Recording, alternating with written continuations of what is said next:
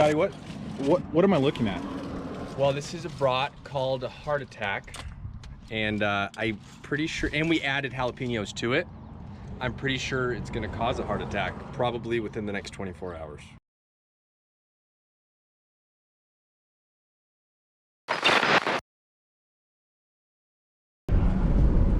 We are in Central Washington. It's a little different than my usual place in Western Washington, as you can see. Desert. We're gonna go find some awesome, beautiful little trout for the Catch-2-Carve. And the goal here is brook trout. Brook trout, and we won't be angry with catching some cutthroats here. I'll get over it if we catch a Westslope Cutthroat on this adventure. So we have fly rods, little 4-weights, small stream,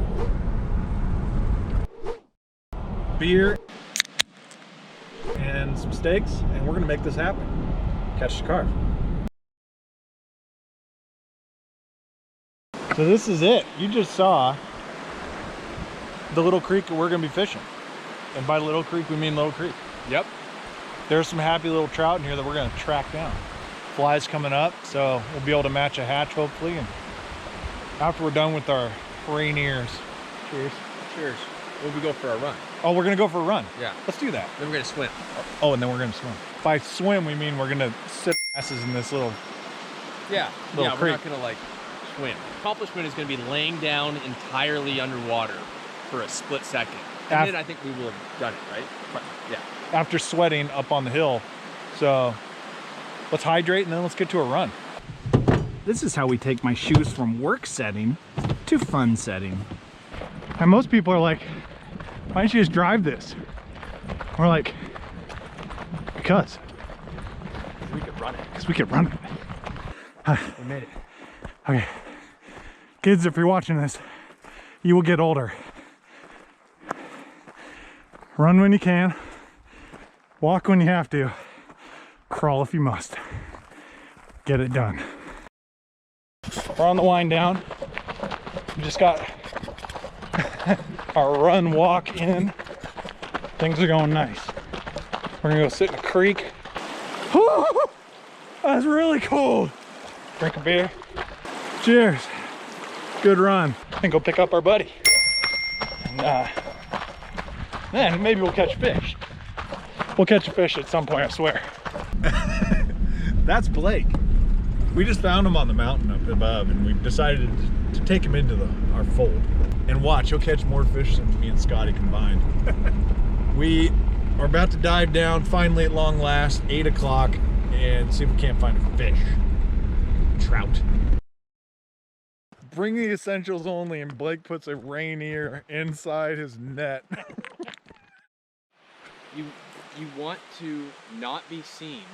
The fish will see you. So you want to just ease in, smooth, quietly, calmly, and you just want to have this beautiful approach. That's the mentality. We're gonna work through the woods here and then hop down 50 yards up.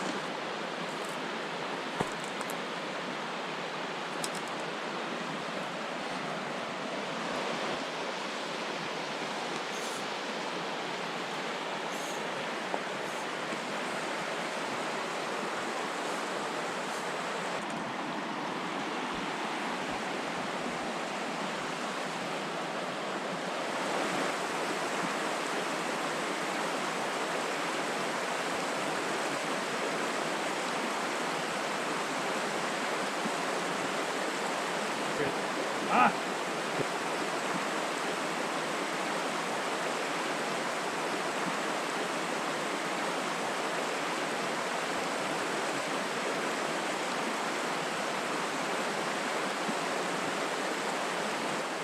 Oh, yeah! Woohoo!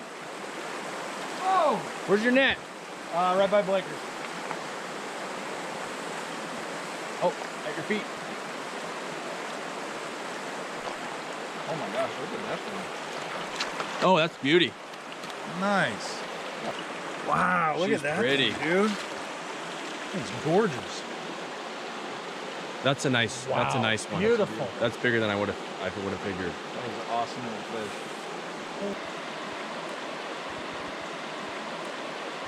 Beautiful little cutthroat, maybe what, 10 incher? Yep. Gorgeous spot pattern on it.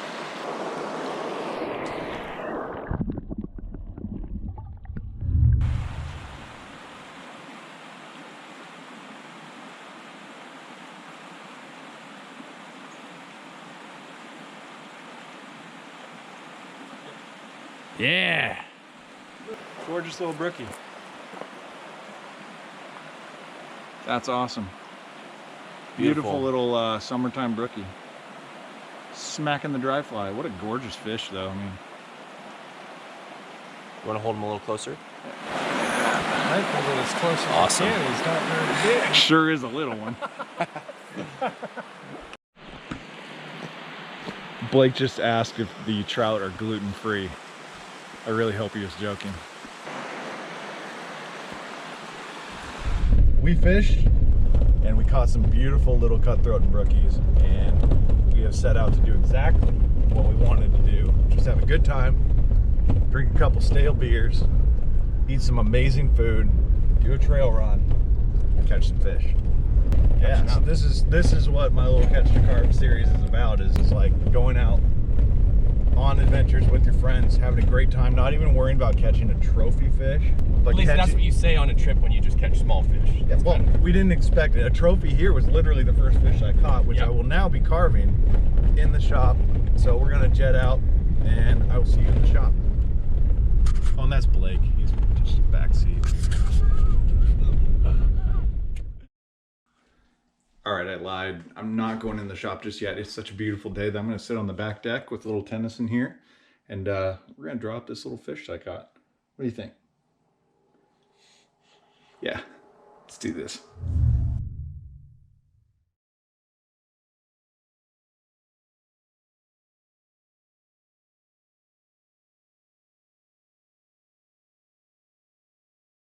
Well, as you just saw, I went ahead and sketched up my fish. It's all of 10 inches long and an awesome representative Westslope Cutthroat. Tennyson even agrees. Right, Tennyson? Let's go cut out a fish. 7 o'clock in the evening, cup of coffee, you bet.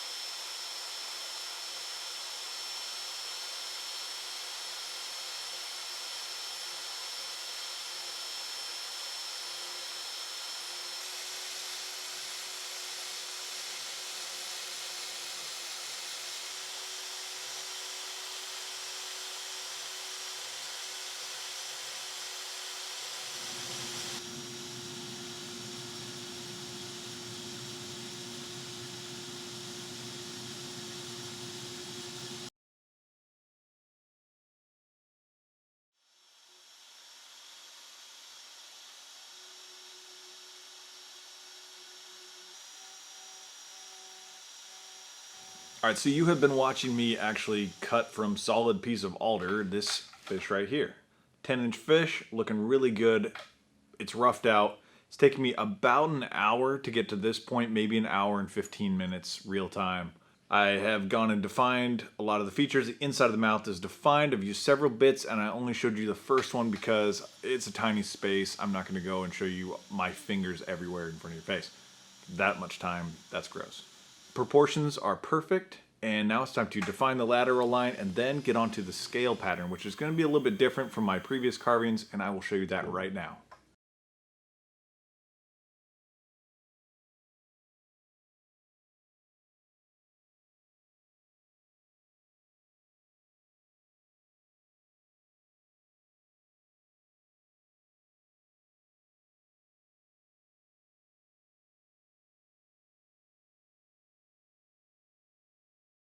And now I'm on to something that you haven't seen before and something I haven't tried before, which is using a scale detail created by a file.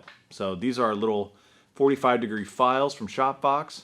They come in a 6-pack of different file sizes, shapes, dimensions, whatever. They're pretty fine grit.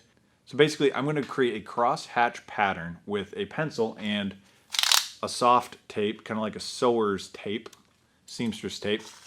I'm going to create that crosshatch in one direction, hit it with the file very lightly to create an indentation, go the other direction with the tape again, hit it again with the file in the opposite, end up hopefully with a diamond pattern of sorts that'll be really, really fine, tiny. And that should give me an illusion of scales on a very small level that this fish would require.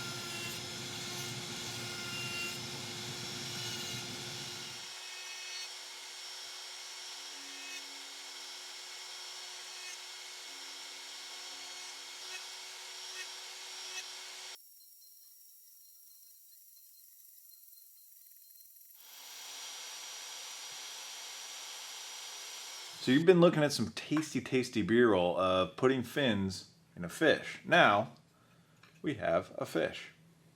Look at that. It's funny is I've carved lures like for bass, like swim baits that are actually bigger than this fish, which is crazy. I need to up my fish size catching game. Now, it's on the eye placement.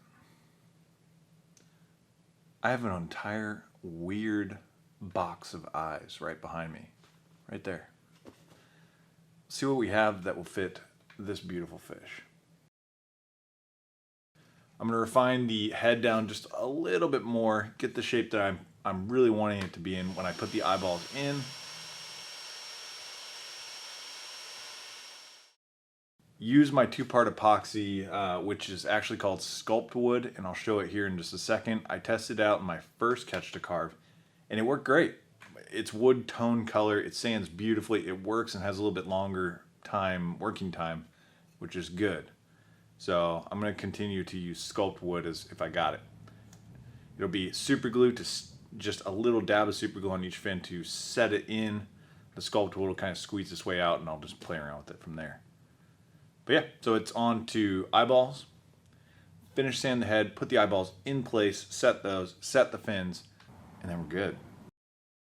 This little fish is looking really cool. That is the sculpt wood, the 2-part epoxy filler that I put into place. It didn't take a whole lot of it, but it really ties everything together nicely. Now it is on to sealing this. So I'm gonna I already know how I'm going to actually mount the fish, but first I got to put a little bit of a hole right hidden in between here. That will balance the fish so I can keep it off the table and actually apply some sealer.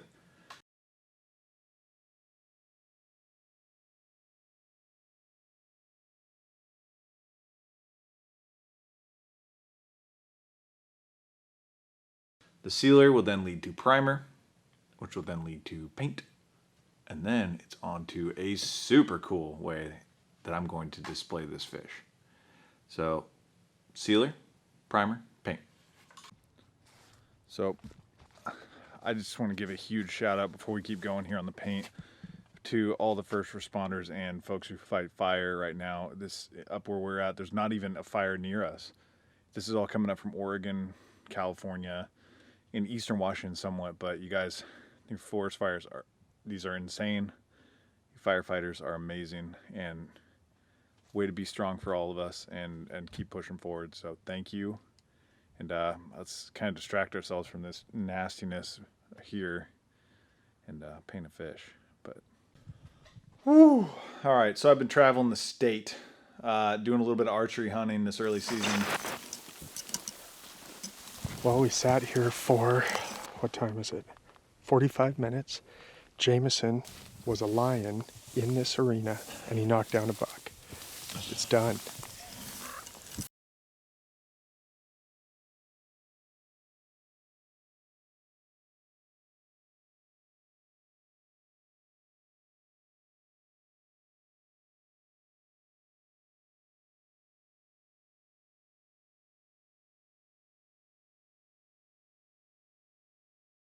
Honestly, it was great hanging out with friends, great harvesting an amazing animal, and that animal is going to end up in a future video. So check back, and there's a cool thing I'm going to do for the mount for that. So if you're interested in something like that, a cool mount for your own harvest, please check back for that one in the future. But right now, it's time for a time lapse of that fish right there. Let's do this.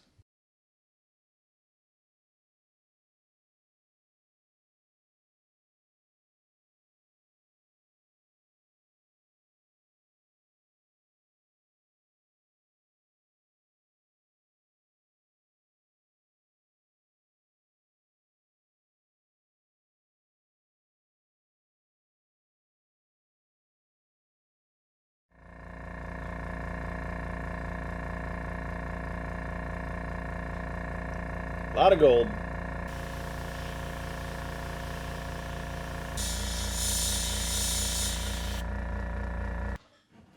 So what I've been doing on this fish for the last little bit is taking my Jenkins green, which is the darker green, and you can see right here around the backside of the eye, I've actually been using a piece of ripped sandpaper. So that sandpaper allows me on the head, it's not a beautiful smooth blend like in a lot of spots on a trout. On the head, it's much more defined. So I'm actually using this sandpaper edge. I kind of see like it has a little, I'm using that as a jagged edge template to really just hit that gill plate with the green that I'm going to use there. Places like that. Little tip. On to more paint.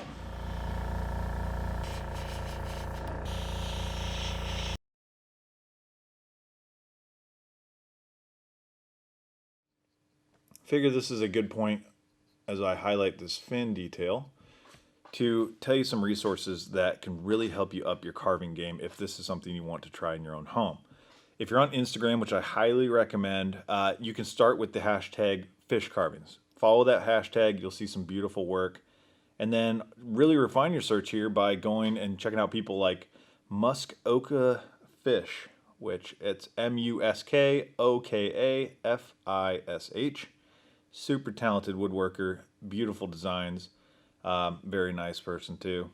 And finally, a great place to go on Instagram is real_carvings. And those are some trophy replicas, and he's just phenomenal artist. So those are some great references. You get inspired to see their mount systems and to get out in the shop and get after it. So start there, and you know, maybe also go to my Instagram page, which is Riverbend Woodworks. It's Riverbend_Woodworks. and give that a follow. You'll see all the random stuff I'm up to. Let's get back to some fin detail.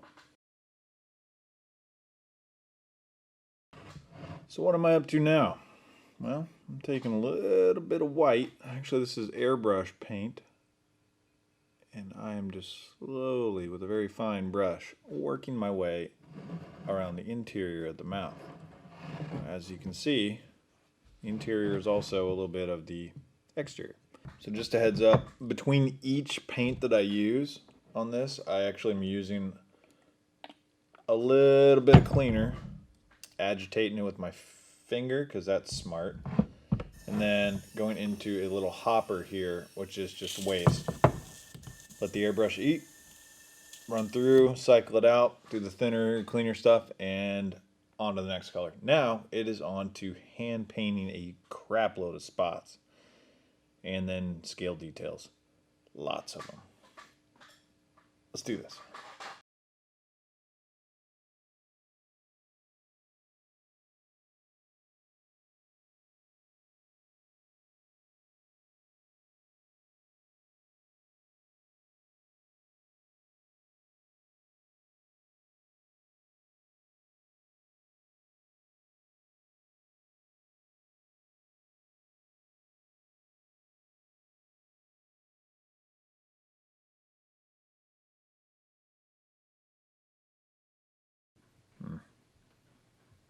I had this great idea to fully encase my new carving in resin.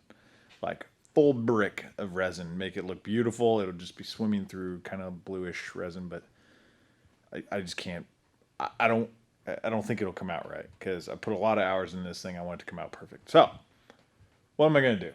I think what I've come up with is to basically make a shelf, a mantelpiece for next to my bedside. I made one for my wife's side. Now it's time for me to have one. It's a little bit smaller on my side of the bed to match or be close or really cool looking with a cutthroat trout in it. Alright, so I'm not going to show you how I built this mantelpiece shelf thing, because honestly, I'm not proud of it. I'm proud of the piece, the end result, but I'm not proud of how I went about it, because to be totally clear, I have the capability and the ability to build anything I could ever dream of, from a tiger shark to a full kitchen in this shop, and I have. I just do it with tools that are subpar, to say the least. Now, I have a great grizzly table saw, a great grizzly sander, and dust collector. Those are awesome tools. They serve me perfectly well. There are other objects in here, other tools in here that, like my joiner and a planer, that my planer I literally just threw away. And my bandsaw is just so underpowered for what I do. It causes unsafe applications of what I'm doing. The end result is I will show you this beautiful end back panel to the mantelpiece that I made, the shelf. And I think that turned out beautifully. And it was done with a really cool thing I got off Amazon for like 20 bucks. As part of a kit. I'll put a link in the description for that. But I just want to say that save yourself time, buy tools that help you create better and safer, and you won't have the struggle that I had to create something by doing twice the work and twice the effort, because time is very important to me, being out here. And I want to make the most of that time, and having better tools will make that time easier and safer. So that's my takeaway from here. This is the mantle. This is my piece, that the back panel I'm very proud of. I hope you can incorporate this design, and hopefully it can inspire you to do something in your work. And now it's time to put some finish on this back panel, this fish, this mantle, shelf.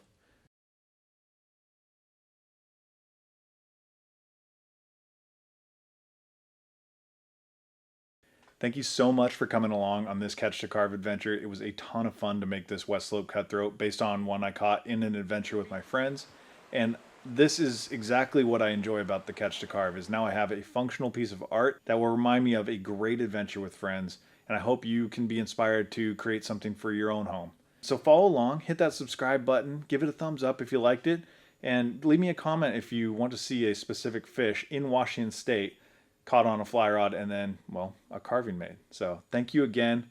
Check me out on Instagram as well, riverbend_woodworks, and stay tuned for the next Catch to Carve. Oh, and there's a video here in the right corner. This is actually another Catch-2-Carve.